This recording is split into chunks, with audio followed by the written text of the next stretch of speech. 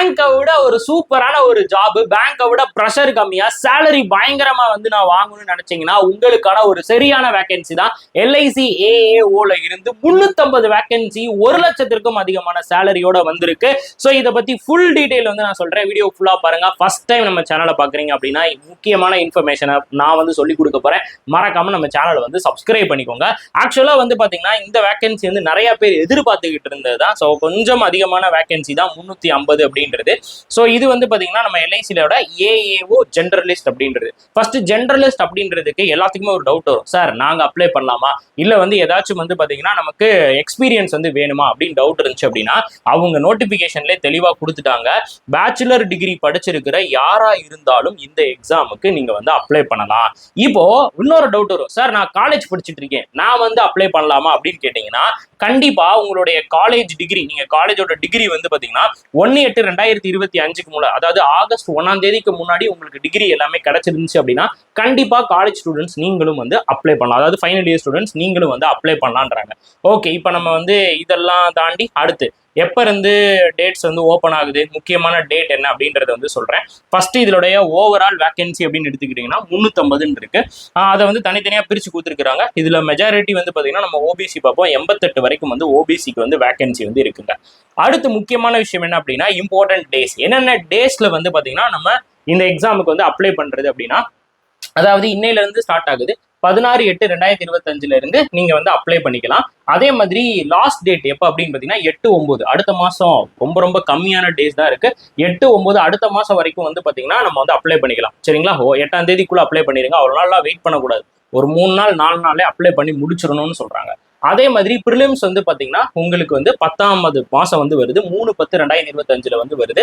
Hall ticket வந்து 7 நாளைக்கு முன்னாடி தான் வந்து விடுவோம். செம்மையா சொல்லிட்டாங்களா? 7 நாளைக்கு முன்னாடி தான் உங்களுக்கு ஹால் டிக்கெட்டே விடுவோம்னு சொல்லிட்டாங்க. அதுக்கப்புறம் மெயின்ஸ் வந்து 8/11/2025 வந்து நடக்குது. எங்க சார் போய் நான் வந்து இந்த இதெல்லாம் செக் பண்றது, இதை அப்ளை பண்றதுக்கான லிங்க் எல்லாம் எங்க எடுக்கிறது அப்படின்னா www.licindia.in அப்படின்றது, இல்லைன்னா நீங்க எல்ஐசி கெரியர் அப்படின்னு டைப் பண்ணீங்கனாலே உள்ளே எல்லாமே வந்துடும்.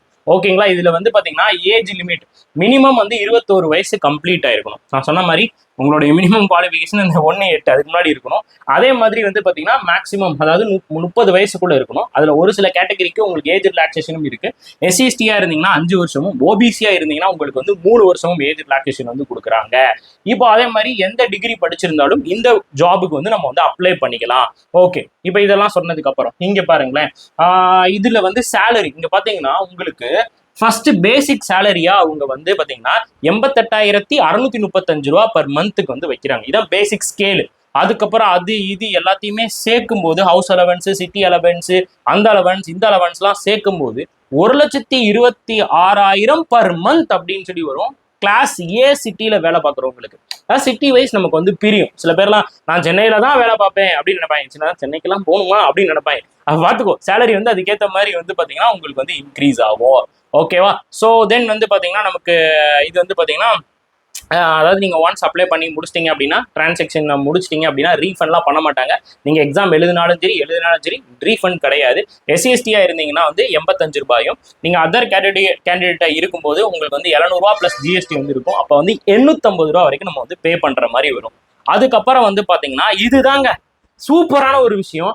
எக்ஸாம்லேயே இதான் ஈஸியான எக்ஸாம் அப்படின்ற மாதிரி நம்மளை ஃபீல் பண்ண வச்சிட்டாங்க. ஏன்னா ஏஓ எழுதும் போதுலாம் கொஞ்சம் வயிற்றெல்லாம் கலக்கும். இப்ப ஏஓ எழுதும்போது அப்படியே வயிற்றுக்குள்ள பட்டாம்பூச்சி எல்லாம் பறக்கும் அப்படின்ற மாதிரி இருக்கு. பிகாஸ் இங்க நெகட்டிவ் மார்க் கிடையாது. ஸோ ப்ரிலிம்ஸ்லயும் சரி மெயின்ஸ்லயும் சரி நெகட்டிவ் மார்க் கிடையாது.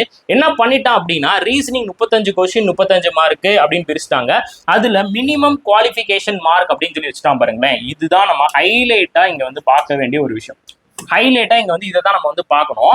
என்ன பண்ணிருக்கிறா, ரீசன் 35 கொஸ்டின் 35 மார்க் வந்து வச்சுட்டு இங்க வந்து பாத்தீங்கன்னா நமக்கு எஸ்சிஎஸ்டி அண்ட் பிடபிள்யூடி கேட்டகரியா இருந்தீங்கன்னா 16 மார்க் எடுக்கணும். அதர் அதாவது ஓபிசி அண்ட் ஜெனரலிஸ்டா வந்தீங்கன்னா நீங்க மினிமம் 18 மார்க் ஆச்சும் எடுத்துக்கணும். அதுக்கப்புறம் ஆப்டிடியூட் எப்படி மாத்திரம் 35 கொஸ்டின் 35 மார்க் தான். 35 கொஸ்டின் 35 மார்க் தான். இங்க அடுத்து என்ன பண்ணிட்டாங்க அப்படின்னு பாத்தீங்கன்னா உங்களுக்கு நீங்க அதே தான் 18 மார்க் நீங்க மினிமம் மார்க் எடுக்கணும். ஓபிசி அண்ட் ஜெனரலிஸ்டா இருந்தீங்கன்னா SCST இருந்தீங்கன்னா 16 மார்க் எடுக்கணும்னு சொல்லியிருக்காங்க. இங்க இங்கிலீஷ்க்கு ஸ்டார் ஹரே அப்படின்னு கொடுத்துட்டானா, ஸ்டார் கொடுத்துட்டான் அப்படின்னா அது வந்து மினிமம் குவாலிஃபிகேஷன் மார்க்குக்குள்ள வந்துடும், ஓவரால்ல கன்சிடர் பண்ண மாட்டாங்க. புரியுதுங்களா? அதான் முக்கியம். ஆனா நீங்க மினிமம் எத்தனை மார்க் எடுத்துருக்கணும், 10 மார்க் வரைக்குமாச்சும் நீங்க வந்து எடுத்திருக்கணும். மற்றபடி டைமிங் எல்லாமே உங்களுக்கு செக்ஷனல் டைம் தான், 20-20-20 அப்படின்ற மாதிரி தான் கொடுத்துருக்காங்க. ஓகேவா? இது எல்லாத்தையுமே நல்லா ஞாபகம் வச்சுக்கோங்க. So most important. இப்போ இதுல வந்து பாத்தீங்கன்னா அதான் சொல்லிட்டான் பாருங்க, இங்கிலீஷ் நாலேஜ் அப்படின்றது வந்து பாத்தீங்கன்னா உங்களுக்கு குவாலிஃபையிங் நேச்சர்ல தான் நாங்க வந்து எடுக்க போறோம் அப்படின்னு இருக்காங்க. ஸோ மெயின்ஸ்லயும் வந்து பாத்தீங்கன்னா எந்த நெகட்டிவ் மார்க்கும் கிடையாது. சரி, மெயின்ஸோட பேட்டர்ன் எப்படி சார் இருக்கு? மெயின்ஸோட பேட்டர்ன் வந்து எப்படி சார் இருக்கு? நல்லா கவனிங்க, செமையா சொல்றேன். இதெல்லாம் முக்கியமானது. இதைத்தான் நீங்க வந்து நோட் பண்ணணும். ஏன்னா ப்ரிலிம்ஸ் வந்து கண்டிப்பா நீங்க எழுதினாலே பாஸ், அது உறுதியா போச்சு. இப்போ மெயின்ஸ்ல நம்ம எப்படி மாஸ் பண்றது அப்படின்னு பாத்தீங்கன்னா, ஃபர்ஸ்ட் ரீசனிங்ல வந்து பாத்தீங்கன்னா 30 கொஸ்டின், பட் எவ்வளவு மார்க்னு பாத்தீங்கன்னா 90 மார்க். அப்ப எவ்வளவு டைம்ஸா வந்து மாறுது அப்படின்னா SSC மாதிரி கொண்டு வந்திருக்காங்க × 3. SCG எல்லாம் 25 கொஸ்டின் 75 மார்க் கேட்பாங்க, 30 கொஸ்டின் 90 மார்க் கேட்பாங்க. அந்த மாதிரி 3 டைம்ஸ் வந்து மாத்திருக்கிறாங்க. இதுல அங்கேயும் மினிமம் குவாலிஃபிகேஷன் மார்க் வைக்கிறாங்க. நீங்க OBC அண்ட் ஜெனரலிஸ்டா இருந்தீங்க அப்படின்னா 45 மார்க் வரைக்கும் எடுக்கணும். இதுக்கு 40 மினிட்ஸ் வந்து டைம் தராங்க. Next current affairs. Current affairs உங்களுக்கு 30 கொஸ்டின் 60 மார்க். கரண்ட் அஃபேர்ஸ் எவ்வளவு டைம்ஸ் வந்து இன்க்ரீஸ் ஆகுது அப்படின்னா 2 டைம்ஸ் வந்து இன்க்ரீஸ் ஆகுது. அதோட மினிமம் மார்க்காவே கரண்ட் அஃபேர்ஸ்ல என்ன வச்சிட்டான் அப்படின்னா 30 மார்க் வச்சிட்டான். தயவு செஞ்சு இனிமேலாவது கரண்ட் அஃபேர்ஸ் படி. 30 மார்க் எடுக்கணும்னா சும்மா கிடையாது. ஒரு 15 கொஸ்டினாவது நீங்க வந்து கரெக்டா போடணும். அட்லீஸ்ட் 15 கொஸ்டினாவது கரெக்டா போடணும். டைமிங் வந்து பாத்தீங்கன்னா 20 மினிட்ஸ் தான். ஓகே, 20 மினிட்ஸ் தான் நமக்கு வந்து டைம். அடுத்தது பாத்தீங்கன்னா அடுத்தது முக்கியமானது. நெக்ஸ்ட் பாருங்க, நமக்கு இது மேக்ஸ் வந்து அதே மாதிரிதான் 30 கொஸ்டின் 90 மார்க். அதுலயும் நம்ம வந்து 45 எடுக்கணும், 40 மினிட்ஸ். மேக்ஸுக்கும் ரீசனிங்க்கும் எந்த டிஃபரன்ஸும் கிடையாது.